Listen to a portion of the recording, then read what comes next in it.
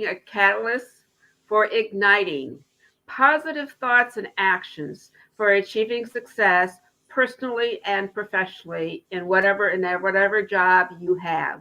Because if we can turn our minds and focus and find the positives, we all can achieve success no matter who we are, no matter what level we're at, in working, in school, wherever it is. Positivity in life is key to success.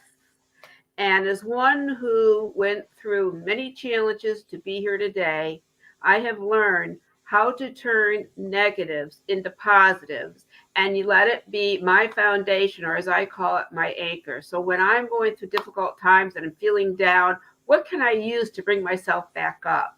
So what I look at is like what I'm doing, what have I accomplished, how am I touching people's lives, am I making it better? As a matter of fact, for those who are brand new to us, we happen to have the National Single Parent Resource Center, and it is listed with the 211 resource line of Martin and Palm Beach County. And all you have to do is dial 211, as well as I think in Broward it's called First Call to Help, as well as in Martin County. So we're all over, and we get calls from people who don't have much money, but they need some help and guidance. And we give them a little bit of our time and put them in the right direction. So it's something that I can look back and say, as I'm feeling a rough day, that, I am changing people's lives. It may not be today, but I have done positive things. And it's like, wow. And it's with everything in life, because in life we can find the challenges, but we can find the positive in the challenges if we allow our mind to open up. Because positive comes from something, a minute that you think about, it's a thought, it's an action, it is how you change and gear your mind up to go into default of what is positive. And that's also why I do this show, because of the fact that we want to put positive information that everybody can benefit from, but that also if you have a situation you're dealing with, and we've already talked about it, you can go to our YouTube page through my website at www.coachjudy.info, and you can then go back and see the different shows and discover there was a topic we talked about, you're dealing with it, so it then becomes a resource for you to use down the road. In addition, I want to let people know in the beginning instead of at the end, we are also building a business vendor directory. And you may wonder, well, what is that? Well, that's a business directory that we have done in the past, but everything we're doing is brand new because everything is internet based. And we are looking for businesses who want to get their name out there. They want expanding their exposure in different markets, different directions, and grow. And of course, in business, we know it's the bottom line profits. So we even have a program for businesses to list. It's not just listing, but can come on our show. And they even, if they're not one who wants to talk on the show, we will even do marketing for them on the show. So the business directory is not for those who are listing and have a business. It's not, you're not just a name. And then as we expand and bring new people involved and having teams working with us, we will do in-person and Zoom networking. So just know we're about everybody. And the other aspect is you don't have to be a member to use the business directory. It's an open-ended directory for anybody to go to, and it's on coachjudy.info. So I just want to share out with you a little bit about what our show is about and what I'm doing to make a difference, that you can get involved. And you can also know that whatever you do, you can make a difference. It can be in your home, it can be in the community. And that brings me to our first guest that you see, Brian Bandell. He is a phenomenal writer, a phenomenal person, because I always see in the business world and being posted what he is doing next in his writing. And if you are in business, chances are you have heard of the South Florida Business Journal. And Brian has been covering now the busy real estate market. And it's a hopping market down here. And you hear it all over the news about Florida is growing in different ways. And Brian, I bet, could talk a little bit about the real estate market and what really is happening, so you don't have to read about it. He has been with the South Florida Business Journal for 20 years. Believe it or not, Brian already has received 25 journalistic awards, including, if I say it correctly, the Green Eye Shade from the Society of Professional Journalists. He became the best business enterprise reporter in the southeast of Florida, and that was this year, if I'm correct, for the Florida Society of Professional Journalists, and he won first place for his business writing. So we're talking to somebody who really understands how do we communicate, which is an area people don't always know how to communicate. Not only is he a writer for the South Florida Business Journal, but he is an author. And he has been writing what it turned out to be a number of science fiction books. And I'm going to share that with you. He wrote the book that we're going to talk about today as his latest is The Rabbi and the Condemned. And I will have to say, when I posted it on my Facebook page, I had a lot of people checking it out. Even a cousin of mine up in Ohio who is a doctor. And I was like, Hank, he saw that we put great guests on our show. He also is the writer of Mute, Silence of the Living, The Murder Gone Viral Thriller, Famous After Death, and it's a science fiction-based combat short story. And he also has medical martial arts. So now we're into the Rabbi. And when you see Rabbi, you think religious. And we're going to find out just how really religious it is and what it's all about. So, Brian, please share with us, in your words, not mine, what it's been like and what led you to become a journalist. Well, I've always had a passion for news and for writing. In elementary school, I had a spiral notebook, and I would write stories and novels in the notebook, often in pencil, so it didn't last too long. But oh, really? I was getting inspired by reading, fantasy stories about and all that, and I would write stories in there, and I would sometimes do some illustrations. But I also always read the newspaper. My dad always read the paper. He always got the paper. So I started with the comics, then I started with the news. And we just lose you? Yeah. Can you hear me all right? So we lost picture. The internet and I can hear you. Yes, I can hear you. Can you hear me? I can hear you, yeah. Are you able to hear me? Yeah, I hear you fine. Brian? I hear you okay. I hear you fine, yeah. Okay. All right, great. Go ahead. And paper. Yeah, so okay. I don't know why our pictures keep going up, but it must be the internet. Yeah, I read the newspaper a lot, and as I always liked writing, and I did good in English class, and so as I went to college, at the University of Miami, I got a journalism degree. I went for journalism, and I started writing for the Hurricane, the University of Miami's newspaper. And I initially wanted to do like music reviews and movie reviews and entertainment, but I kind of realized that doing reviews of music and movies was going to be tough, because the internet was catching on more, and like anyone could post on a blog what they thought about movies and music. So I didn't feel that was the way to do it, and as I started writing, I gravitated towards business. But I always liked fiction, and even in college, I started working to try and create novels. So I always still had that passion. So while I make my living as a journalist and doing that, I've always had a novel idea and continued to try and work on a novel. So I'm like picking away at trying to create a novel and get it out there. That's and great. then I've done that. I've gotten novels published, and so it's good. But I mean, my primarily what I do is a journalist, but I love writing novels too, and I love how it impacts people. And well, what you have said for parents who might be listening is like, really pay attention to what your children are gravitating to, because chances are that's putting them in the direction, and you need to help support and feed that creativity or whatever it is that they are drawn to. Because I think sometimes parents have their agenda as to what they want their kids to do, and it's like pound into them, and then they can't really do what they enjoy doing. Yeah, and my family was always very encouraging for me. When I won awards in high school for writing, they were very encouraging, to continue down that path. That's fantastic. So how did you then end up with the South Florida Business Journal? Well, I worked at college. I worked at the Associated Press, and I did an internship there. that lasted after college, and then after that, I worked for the Boca Raton News for a year. But that paper wasn't really working out, and I interviewed at the South Florida Business Journal because I liked writing business. Right. I was doing a lot of business when I was at the Boca Raton News, and I felt that business was a good place because a lot of the business is very tangible. It's you make money or you lose money, right? Right. You have new ideas. It's sold for a gain or it's sold for a loss.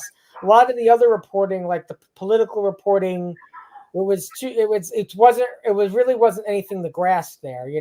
Right. It just got people heated, and a lot of the I did when I was at the Associated Press, I did like some of the crime reporting, but that's like it's emotionally difficult, to knock on someone's door after their child is killed and talk to them. It's like it's very draining to do that kind of thing, and it's hard to do. It's hard to consistently do that kind of a thing. So I kind of like the idea of business, and where I could write about what a lot of people care about, the economy. And I Right. felt I could bring a lot to that. And also, I've always felt that I was good with numbers, Oh, and that's business is very great. much numbers based reporting. Uh-huh. That's fantastic because as a matter of fact, I don't think you mind saying it. I bet you knew Mike Sala then. Oh You yeah, yeah. Well, because Mike and I go back, he's from Toledo, which is, of course, where I'm from. Hmm. And when I called up, I think it was the Toledo Blade about getting a story when some great things had happened, uh, I think he answered the phone and we started talking. And then all of a sudden, I find out he's at the Boca News where I was getting stories out. It was like, wow, it's amazing how, as a writer or journalist, how your career can take different paths with different papers because of the fact the changing of advertising and marketing content is so different than when we knew it, especially in my day when I started the nonprofit. There was no such thing as the internet. Yeah.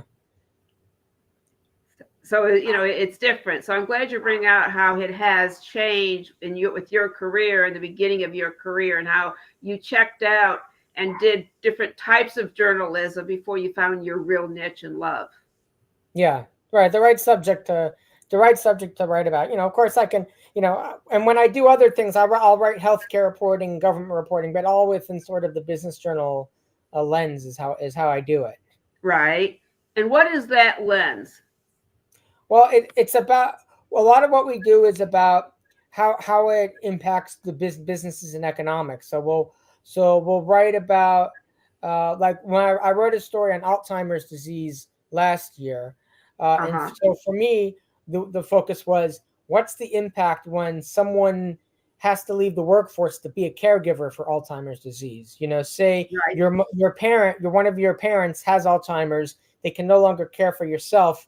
You're in your 50s and you were planning on working another 10, 15 years, but now you have to stop. You either have to pay for their full-time caregiver or you have Mm-hmm. to retire early and care for them. And so that has an impact on the workforce. you know Definitely. People are leaving early, so that's an example of health very much impacting economics for people. Well, see, and everything is health because I know, like with the single parent market, it's like people like, oh, I'm not a single parent, or I have my own charity. It's like, well, single parents are impacting everybody from the schools to the workforce. And it's like you need to kind of understand what's going on because if you want your employees productive during that time, it's nice that they have a somewhat of an understanding and a supportive system there. Yeah, and that's why daycare can also be a business issue, right? If you're a single, Exactly. having the daycare available is crucial. Oh, it is. It's very difficult. It's so hard for today for people to make it if you don't have a very well positioned job, I should say, or your own business that's thriving. It's difficult out there. So I appreciate it. All right, now since you are a writer and you wrote a lot of books, I'm really curious about the book, The Rabbi and the Condemned. What Hmm. is that all about? Because you can think of all different things, but what was it? What is it in your mind that you wrote about? Well, to me, the story is really centered around the Jewish concept of atonement, Hmm. especially with Yom Kippur, a holiday it's coming up in a few weeks, really. Right. So it's about how to make something that you did wrong right, and not just by praying about it and saying you're sorry, but to actually go out and try and correct it. And so here's a situation where Rabbi Samuel Rabinowitz, for a long time, for 31 years, he's known that an inmate on death row was innocent, but he was Mm-hmm. afraid to come forward with that information. Um, and now in the future, the death row in Florida has been moved to an asteroid mining station called Stark Station. And so the inmates there are facing a lot of danger mining asteroids. They could die on any mission. And with radiation exposure to what they're mining, it's slowly killing them and degrading them. So he realizes he doesn't have much time to try and set this man free. Mm-hmm. But in order to do that, he has to leave everything behind. He has to go be basically as a chaplain on that prison and take a flight, a space shuttle out to the asteroid belt. And in doing that, it's not like being a prison on Earth where you can just walk out. You're on an isolated space station, where basically the warden is king. The warden decides what goes on. There's no one really to intercede. And the warden is not happy about the rabbi interfering and trying to free this inmate who also happens to be his best pilot there for the mining missions. So here you have someone who has to decide, when he's there and confronts it, how much danger am I willing to face myself? How much am I really willing to sacrifice to set this right? So it's about your inner self, really, and knowing, having knowledge, and whether you put it out there or not is what I'm hearing from you. Yeah, it's about trying to really make an atonement, because I think a lot of times some people are reluctant at all to admit mistakes and admit fault. Other people might admit it but not do anything about it. But here's someone who felt that it was eating him up inside to keep this secret. He felt that he was lying to his family. He was lying to his congregation. Because remember, this is someone who every year on Yom Kippur got up to the congregation and said, let's all ask for forgiveness from God. Let's all cast our sins away, right? Let's empty our pockets of our sins. And yet he knew that he had a horrible sin that he was not letting go of, that he was holding on to. So he felt like, how can I go up in front of these people and be their example? And well, I'm not doing this, and I could do something. So it's like he's feeling very high, but he could do something. Right. So it sounds like he was feeling almost like being a hypocrite. Yeah. And how many hypocrites are there out there in the real world today? Yeah. Well, it's interesting because there's this whole thing where a lot of people now don't want to ever admit fault or ever admit they make a mistake, and they defend things that shouldn't be defensible, when sometimes it's as simple as an I'm sorry. Right. Other times it might be more complicated, right? Doing things. But I think the story tries to say that no matter how bad it was, you can always try. I mean, listen, he knows that the inmate was in jail for more than 3 decades wrongly, and he can't undo that, right? He can't change what's happened. Missed. But do you find that's not uncommon in the real world? Yeah, I mean, I think a lot of times it applies in the real world, because a lot of times whether it's someone wrongly imprisoned, or you might look at groups of people that were mistreated. You might look at slavery that impacted the African Americans. You can't undo that, but you can try and make it right. You can try and do your best to make it right. You can try and do your best to help people and to put people on equal footing, but you can't change what happened. Right. It's almost like you can't erase what happened. Right. It's almost like acknowledging and invalidating that we know these things happen. And then, as you're saying, what can be done to help them feel they are valued? Yeah. But I think the first step is to publicly acknowledge it, which is, again, hard for the rabbi himself to publicly acknowledge it, because he's also, admitting his mistakes and his faults by publicly acknowledging he should have done this earlier. And then, well, how can I help this person? And what could I do, given that this person's already suffered from this, and you can't undo the suffering, from that point, you know, but you can at least from this point on make things better. Try and make things as good as you can from this point on for their life. But I think that's how a lot of things are in life. Is it's like, do you just throw your hands up and say, well, there's nothing I can do. It's already been done, or do you try and make the best of what you have left here? Exactly. That is so true, because I find that in the real world, and I find that with families, and in having spent 30 years in the single parent market area besides in the business market, it's the same thing, because there's so much anger. It's like people don't want to shift it, because the problem is that if they acknowledge it, then there's feeling that I have to change, and so many people don't want to change. I know a gentleman who says, I'm too old. I'm not changing. I'm too old. And it's like, you're never too old to change if you want to and have a better life or whatever it may be. Yeah, and then the other factor in here is can the inmate forgive the rabbi for what he's done? What does he do now? Because he saying, this person is coming to free you. Oh, thanks for trying to free me, but wait a second, I didn't need to be here in the first place, and that Right. It's So like, is there anger? That is there anger of the person? Why didn't you come forward? yeah, So it creates a whole nother dynamic scenario going on, it sounds like, in the book. yeah, and so how should he react? Should he be grateful? Should he be angry? Should he seek revenge? How do you react here, knowing like, well, thanks, you freed me, but like it's like I'm already been sick from all my years out here. I feel terrible living out here. Like what do I have left now? Right.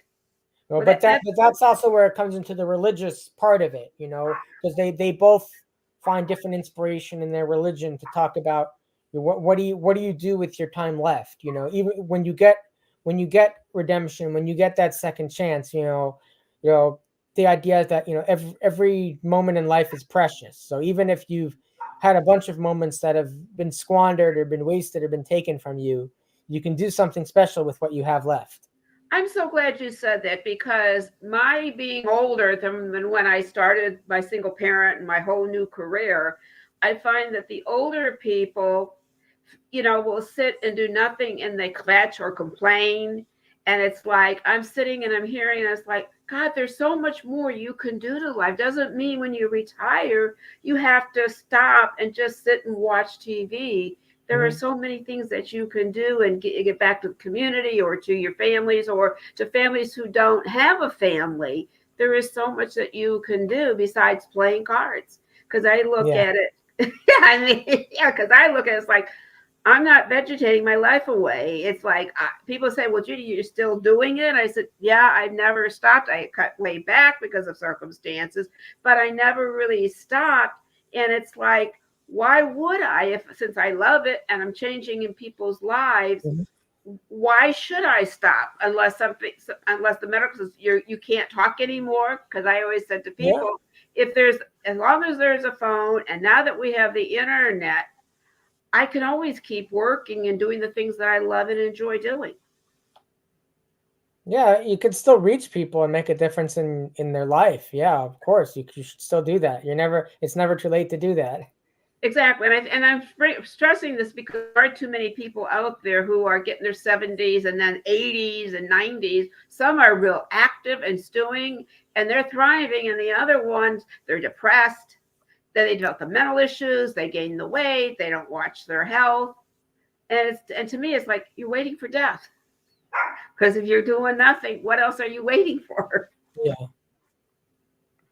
So what else can you share with us about our book, and what would you like our audience to know about you personally, and whatever you want to share? It's your time. As I say to our listeners, we care about you, we care about our guests, and we want our guests to share what they feel is important to be put out there.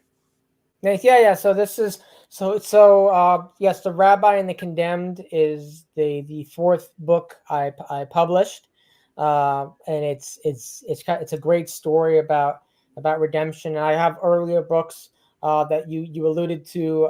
It's a science fiction series, Mute, and Silence the Living is a series about a series of murders that were committed in Florida. and a woman takes in a child who witnessed her parents get killed, and the child has gone mute and won't say and can't say what happened. And so the girl is trying to shelter her as all this kind of strange things. It's sort of like an X-Files type mystery Uh-huh. going around. And my thriller novel is Famous After Death. That's a story I call Murder Gone Viral. It's about teenagers who are trying to get attention on social media, so they commit murder and post it on social media anonymously, and in order to try and attract attention and get comments and everything like that. And then it's about the police that are trying to track them down and stop them. Well, you know what I'm hearing as you're talking about your different books is that you really through the books you're giving people messages. Yeah. I mean, I think that's great because in some books it's just murder and all this stuff, but you're really carrying messages for people to really give thought to. And I think it's wonderful that you write that way. Yeah, I mean, the books are all about the characters and trying to revolve around the characters and the dilemmas they have to deal with. So whether the characters are in space or whether in Miami, whether it's a thriller thing, whether it's a science-fi thing, it always has to be the characters and what are the challenges they're facing and what are their motivations here? What are the obstacles in their way? So I'm kind of a character centric writer. Everything has to go around that. I hear you. And I think that's great because there's a common theme of messaging that you're doing so that anybody can read your book. And so we've been talking about your book and your writing. How can people actually purchase your book or any of your other books? So all my books are on my website, brianbandell.com. You could order from me directly, or you could go to amazon.com, just search for my name on Amazon, and you'll see my books that you could order either physical or ebook, however you like to read. And there's also a short story called Medical Martial Arts that's exclusively on Amazon too as an ebook. Oh, that's great. So they just go to the website, or they have to have the app on Amazon. Yeah, either from me directly, and I can order it through you through a Shopify website, or from Amazon. You just order it from your Amazon account, whether you want a physical copy or an ebook that you read on whatever device you'd like to read an ebook on. Well, I guess your question for those who want to write and trying to write and they want to get on Amazon, can you share a little bit how you do actually get on a book on Amazon? Well, I did it through my publisher, Silverleaf Books. So all my books and my short stories were through them. So they handled the process with Amazon. So that worked out well. They were able to get me on there. And so, but if you want to self-publish, there is a self-publish option for Amazon as well. I have not used that, but I know authors that have. You could do self-publish for either an ebook or a print book. But obviously, if you self-publish, you need to front more money to do that, and you need to pay extra care to who is your editor and who is your cover designer and everything like that. Because normally, if you have a publisher, your publisher will handle the editor and everything like that. But if you're doing on your own, you may want to hire an editor to help you out. I'm glad you brought that up because I was going to ask you, should you have a publisher and what's involved in getting a publisher and get your book out there? Because people don't realize they say, Judy, go write a book. I said, I'd love to write a book, but they don't realize there's so much behind the scenes and then getting out there and seeing people to market the book. Yeah, definitely. There's differences between the publisher and going without a publisher. With a publisher, the publisher will handle a lot of the editing for you. A lot of times they'll handle the cover for you, and they'll make sure that it gets the places it needs to get in terms of it's on Amazon, it's available for order on the distribution hubs. For instance, if Barnes & Noble wants to order it, or Books and Books wants to order it, they can go to the distributor and order it directly from the distributor and get copies that way. But of course, if you do that, the publisher is taking a large percentage of the sales. I see. So you are not getting a lot for each sale. If you self-publish, you need to hire your own editor, and depending on the length of your book, that can be costly. You're responsible for your trademarks, for your cover, everything like that, and you need to yourself get it on Amazon and decide that the terms are in terms of how much of a cut Amazon gets. They'll probably dictate to you. And getting distribution will be a little harder, and doing and everything like that. And getting reviews will probably be a little bit harder, but you will keep a larger cut of each sale. All right, I can Because ask you a question then for your people who are publisher. thinking. Can you give people a ballpark of what it would cost to do it on your own versus the cost with having a publisher? I mean, if you're doing it on your own, it could definitely cost $2,000, $4,000, something like that, to launch it. Then it depends how much you want to spend on marketing. Right. Um, a publisher, it shouldn't cost you much at all. Hopefully, the publisher will cover all the costs for you. Um, but also keep in mind, not every publisher is great at marketing. So it really depends. And don't expect that you're just one thing you learn as an author is don't expect that once you get a book published with a publisher, you can just sit back and they're going to market for you. A lot of times, even if you're with a brand name publisher, that won't be the case. They'll do a little bit of marketing for you, but you have to do a lot of the heavy lifting. So the and it's tricky. Getting reviews is tricky. Not as many newspapers run book review sections as they used to, and a lot of those that do run it as a syndication section. So it's there's not as many in print book reviewers. There's a lot of online book reviewers, but it's very fractured. Right. And even someone who has a book review blog might get 300 book pitches a week and only review one or two a week. Exactly. It varies. It's like with the talk show and everything that you do. Because I know when I have a client, I know that they're enjoying it. I will ask them, I said, could you write me a testimonial? Because that speaks for what you do. Yes, and I think it's really important. People don't think about it. It's like, do you value your self-worth? If you do, then ask. Don't be afraid. All you can get is a no. But if you get a yes, it's great. Yeah. Yeah, yeah, but it's rewarding. I mean, what I love about writing is that it's rewarding, and that you can create something. You can hold a book and have people read it and have a reaction to it. And so it's kind of a longer lasting kind of a reaction you can get from people from doing it, and kind of creating this whole world. So I love that part of it. I can imagine. I can imagine, because in our careers there are things that we just love, and it just thrives us. So I want to, well, Brian, any closing remarks before we go? Again, I just wanted to thank you so much for having me on your show. It is wonderful to be here, and I just want to remind everybody that even if you have a day where things aren't going well and when you don't feel good, you never know what tomorrow might bring. You never know what great thing might happen in your life tomorrow that can turn everything around. So always remember that the next day is worth living for.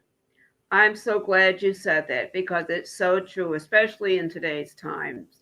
And it can be a minute you don't know. So don't give up. Exactly. Okay, great. Thank you so much, Brian, for coming on. I look forward to getting one of your books and reading your last one, because the Rabbi one really stood out to me. And I love the dynamics of how people wonder what should they or shouldn't they, and how do people respond if you do.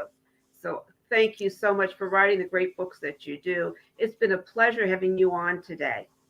All right. Thank you, Judy. I so much appreciate it. Oh, it's my pleasure, Brian. Take care. Okay, you too. All righty. Thank you. Okay. All right. Well, you see, that's just an example. We're going to talk about writing a book, but we talked about much more. And it's really wonderful for people to see that life can be full of the unexpected. And sometimes it's the unexpected that brings you the greatest joy, the most excitement. So never close your mind off to anything. If somebody offers you something, take time and to read it, think about it, and see, because too often we are quick to say yes or quick to say no, and didn't do as I say, getting the facts to act so you can achieve the success in your life and whatever it is that you're doing. So it's really a pleasure to, do this and provide you valuable information. And I believe we do have now a producer who does our technical work. And I believe that we are ready for our next segment. So let's see our next banner. Okay.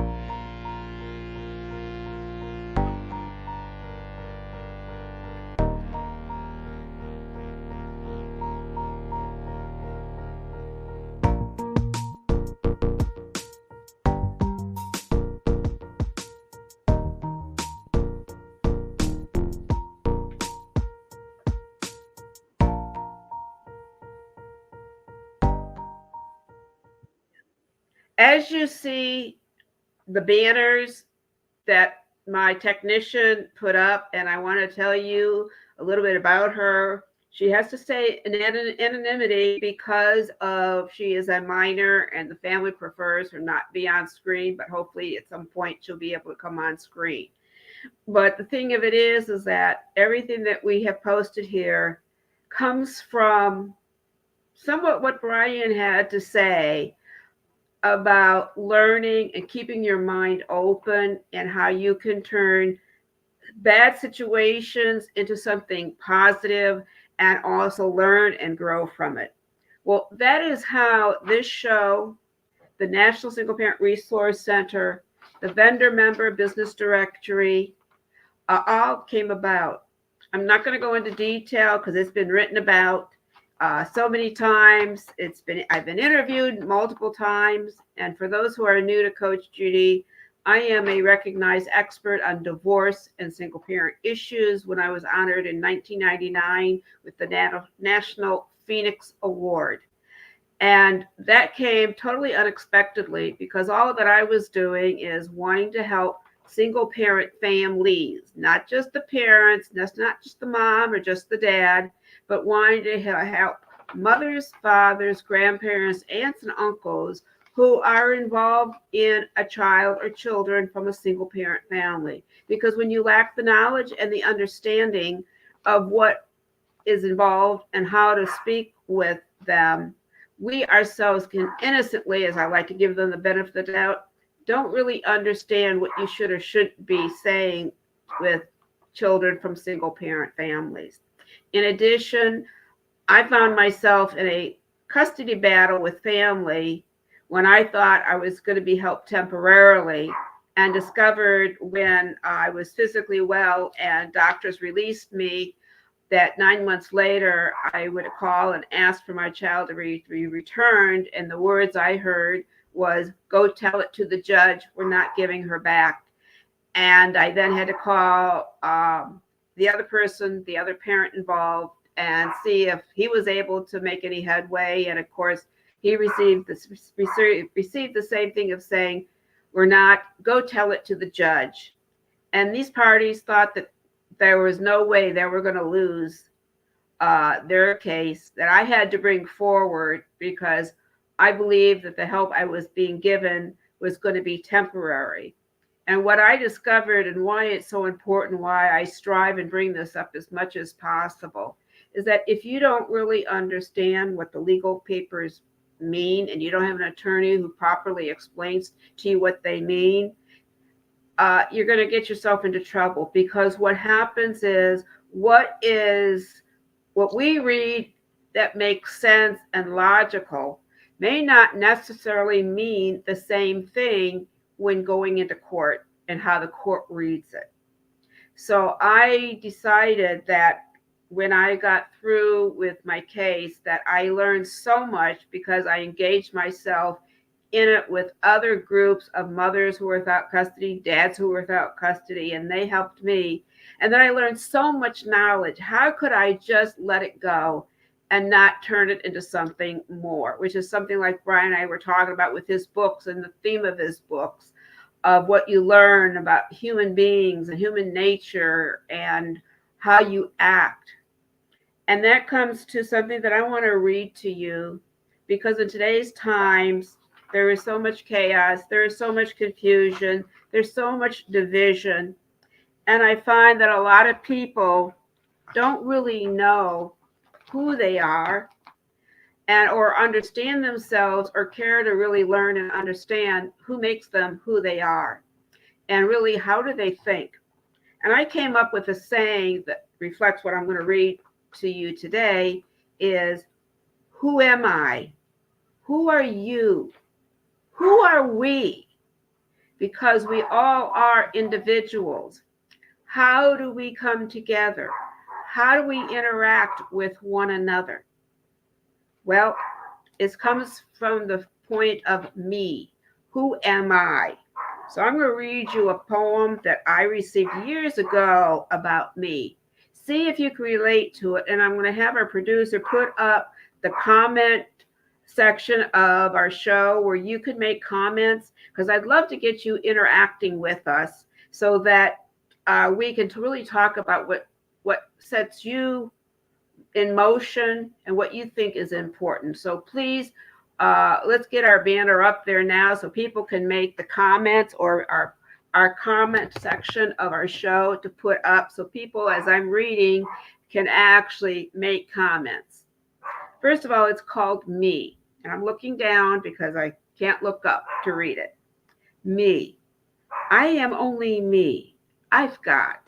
I am unique. There are two major parts of me. There's the inside me and the outside me. The outside me is what you see, the way I act, the way I imagine I portray the way I portray, the way I look, the things I do. The outside me is very important. It is my messenger to the world, and much of my outside me is what communicates with you. I value what I have done, the way I look, and what I share with you. The inside me knows all my feelings, my secret ideas, and the many hopes and dreams. Sometimes I let you know a little bit about me inside of me, and sometimes it's a very private part of myself. Even though there are enormous numbers of people in the world, no one is exactly like me. And I'm going to add, remember, nobody is like you, so you do not have competition. I'm sorry, I've just lost my track here.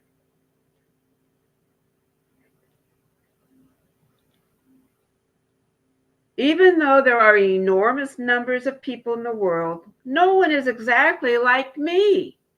I take full responsibility for me. And the more I learn about myself, the more responsibility I am going to take. You see, my me is my responsibility. I am going to take. You see, my me is my, I'm sorry, messed it up a little bit. I take full responsibility for me. And the more I learn about myself, the more responsibility I am going to take. You see, my me is my responsibility. As I know myself and more, I find out that I am okay person. I have done good things in life because I'm a good person. I have accomplished some things in my life because I'm competent person, because I know me. I know some special people because I am worth knowing. I celebrate many things I have done for myself. I have also made some mistakes. I can learn from them. I have also known some people who did not appreciate me. I do not need to keep those people in my life. I wasted some precious time. I can make new choices now. As long as I can see, hear, feel, think, change, grow, and behave. I have great possibilities. I am going to take those risks and those possibilities, and I am going to grow in love and be celebrated. I am worth it. I don't see our comment section. Hopefully our technical person can put up our comment section. And the reason I love this is because when I ended up in a legal battle, I didn't realize that I lacked self-esteem. I also realized that I looked to my family who were very successful and felt because they're older and wiser, they know more than I did. But if I had known to value what I learned and what I know and let that be my foundation and basis, then I would not have been codependent on others. And my life may have been so very different. But that's okay, because the legal battle I faced and the people I came across, I learned from them, and I learned more about me, and I learned why I am who I am. But unfortunately, there's too many people who aren't willing to take and look at themselves. As one person in my life said, I'm too old. I cannot change. I'm not going to change. And because of that, in my opinion, this person suffered cancer, then a triple bypass, and then cancer again every time they took negative action and attacked me in different ways. Because attack doesn't have to be physical. It can be verbal. It can be psychological. It can be their anger coming out in the way they speak to you. But the difference was from then and now is I know me. I know how to communicate because I learned how to communicate from writing from a friend of mine who said, Judy, state the facts. You don't have to go into the emotions. And now I teach you and those who want to take a class who are going to go to family court. How do you communicate so you're not attacking the other person and your anger isn't being projected onto them? Because those are things that can work against you no matter what it is. I will say this, that many years ago, I went through some tough times and came across some unbelievable people. And I found one said to me, and we were in a place that we were staying together, and she had a heart condition, and I'll never forget this because it was the second time somebody tried to pull it with me. And she said, if I die, it's your fault. What did I say to her? Because I had learned, I said to her, no, it won't be my fault.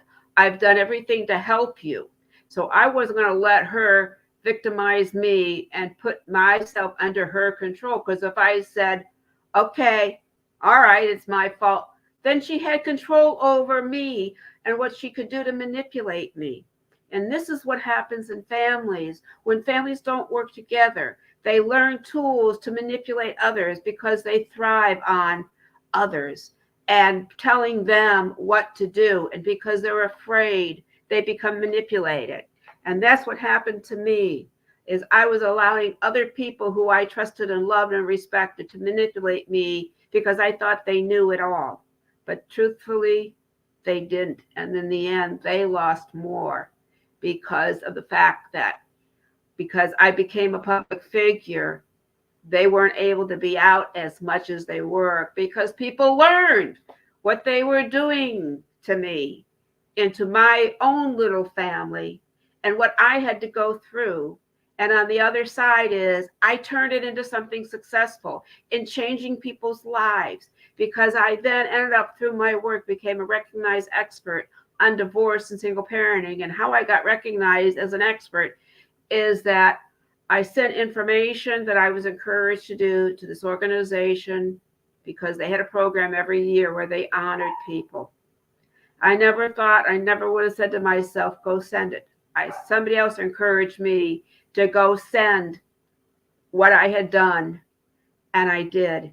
And as a result, I won the National Phoenix Award by Parenting Coalition International back in 1999 because I believed in me. I knew what I was doing was changing and impacting people's lives because they told me so. And then I even got and asked them, as I said in the other segment, I asked for testimonials because how can I prove to others that I'm as good as I say I am? The only way I could do that was besides them hearing me speak, but also by providing them testimonials. And one is up on my website at coachjudy.info that reflects how I help them deal with their anger and the stress and the knowledge that they gained by taking advantage of the National Single Parent Resource Center, as well as the programs of individual coaching. And then there was the video that is now available on our website that you can get at coachjudy.info. And then they also took the class and they got the knowledge that they needed. So they weren't so controlled by others and they knew how to handle themselves. And it wasn't just for being and dealing with court. It is also about going and feeling confident about themselves in every part of their life. Because what people fail to realize is that if we don't learn to value ourselves, respect ourselves, love ourselves, how can we go out and be that way to others if we don't feel that way? So that's why I'm so excited to have Brian on and to find out that his books that he wrote really have a theme that relate to reality of human behavior and what people do in real life and what can happen. So whatever we do with whoever we are, I really want to stress to you, find the things that are positive. Create a thought that's positive that helps you feel good. Take action. Most people aren't going to take the action I did in creating an award-winning nonprofit known as National Single Parent Resource Center, nor would they go on and actually do their own talk show by themselves and never having done it before. But we're all different. But that doesn't mean you don't have wonderful, great talents that you can put out there and use. Because when you use what you love and you make a difference in every aspect of what is out there and available for you to take your talents to, your life can be enjoyable. When you have losses, and I've had many losses, I've also dealt with what they call a living death.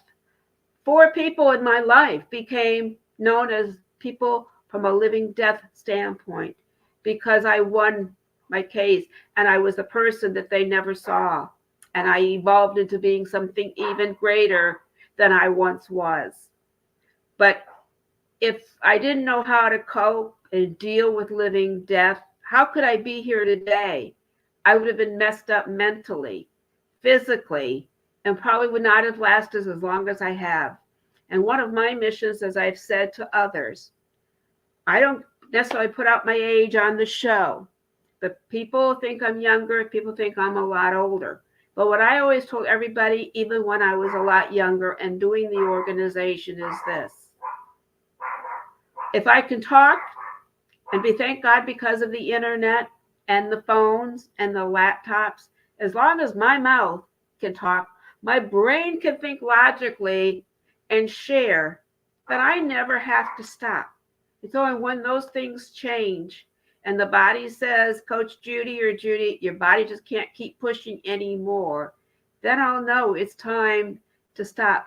But my mind, as long as it's alert, I'll always be thinking of others because I thrive on helping others.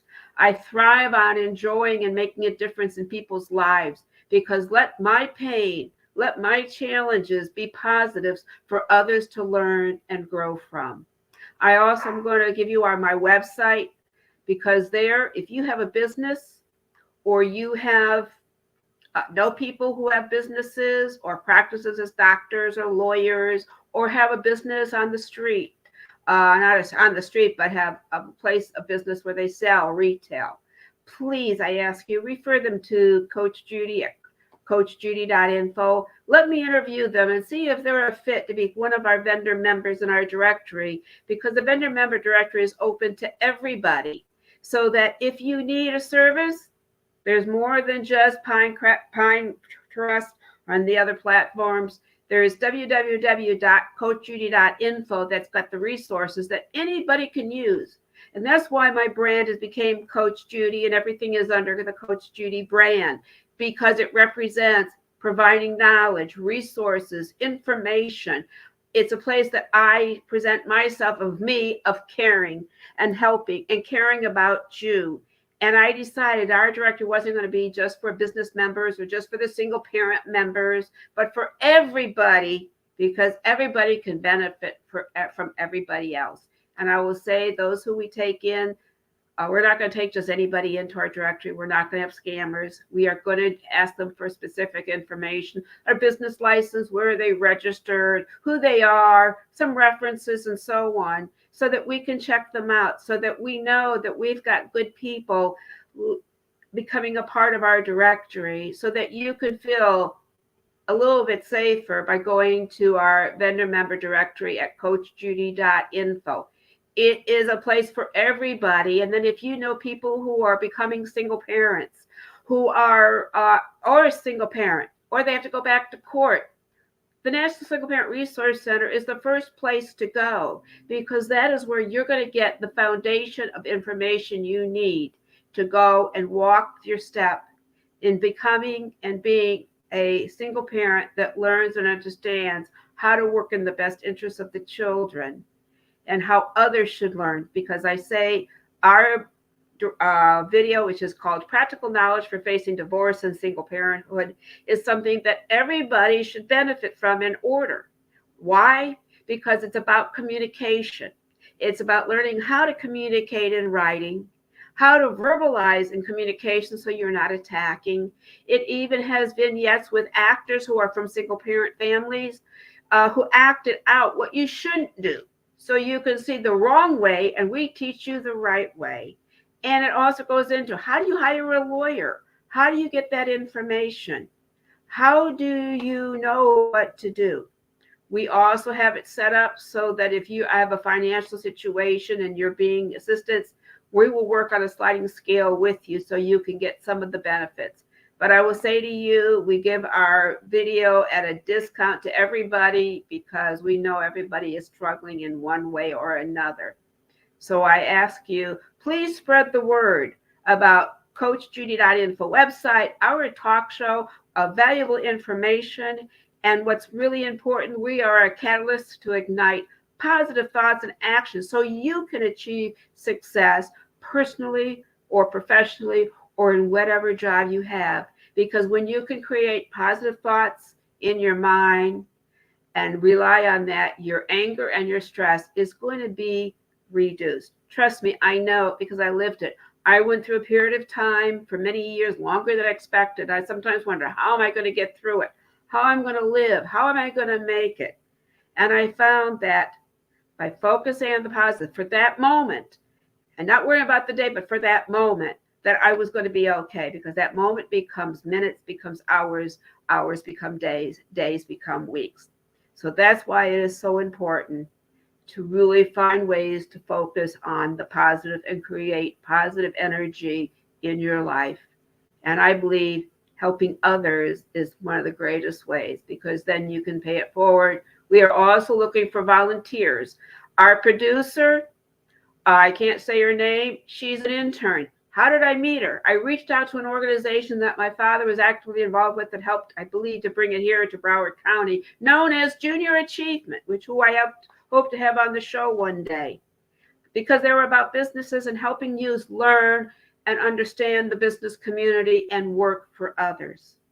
So that's why if you connect and you look and think about your life and who you can reach out and what you like to do, you're going to enjoy your life better than sitting and just watching the TV or the internet. What are you going to get? If you give and do, you're going to feel better. I say to those, and I haven't said much, I was diagnosed 53 years ago with a physical disorder.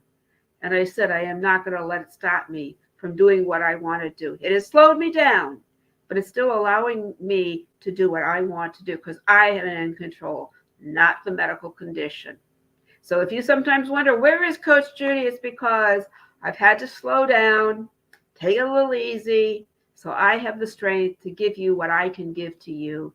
And also remember, again, go to coachjudy.info at www.coachjudy.info. Contact us, get involved. We want to do a newsletter.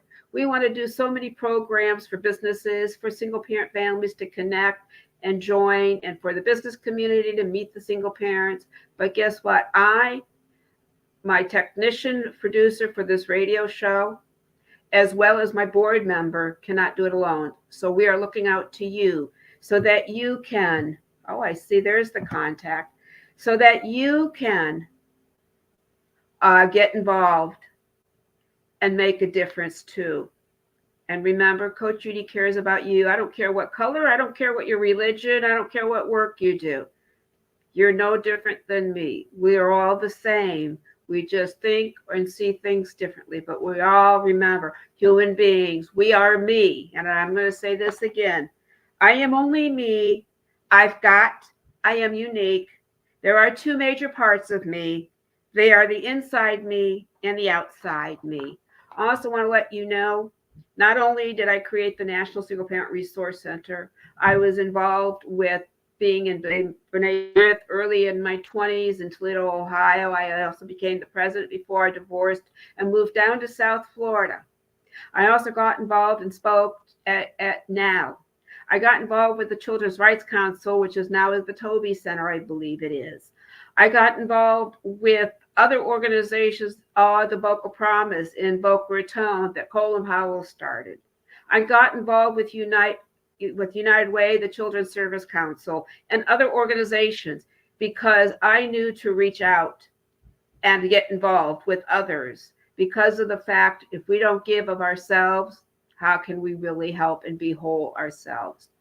And again, I'm going to ask and reach out. Become involved. We are looking for volunteers, people to pay it forward. We are looking for businesses who want to increase their profits, who want to increase exposure, because I'm going to tell you, we are on 46 countries, 56 platforms, all 50 states, as well as the new streaming network. We are on Roku and so much more. And if my technician is there, hopefully she will put up the screen that shows how you can watch us on Roku. So let me give a moment, and hopefully our producer is still with us and she can put up that banner for you to see. I know we're past our hour, but those who know me know I like to talk. So please, could you put up our flyer? Hopefully she is there. We didn't have technical difficulties.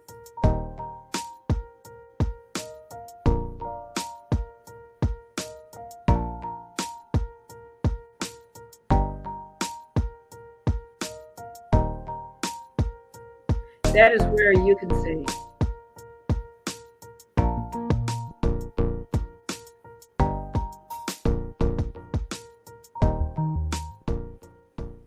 All right, all right, she's still there. I see she put them up. I also want to thank our technician who's taking time out of her busy week to help us do the technical for our show once a month. When we get more people involved working with us, we'll do 2 shows a month. But again, as I said, I have a physical disorder. Doesn't allow me to work every single day like I'd like to, or do a show every day like I used to with Clear Channel, now iHeart. It was a show about practical tips at your fingertips. Still the same thing. It's businesses coming on, people of everyday life coming on, sharing what they do, giving you a positive message and sharing knowledge, because we know we need to get the facts so we can act and achieve success. Thank you for tuning in, and please go to our website, go to our YouTube channel so that you can watch our show. Thank you very much. Thank you, our technician, and thank you, Brian, for coming on our show. Have a great week, and remember, reach out and focus and find the positives and make your life even better. Thank you.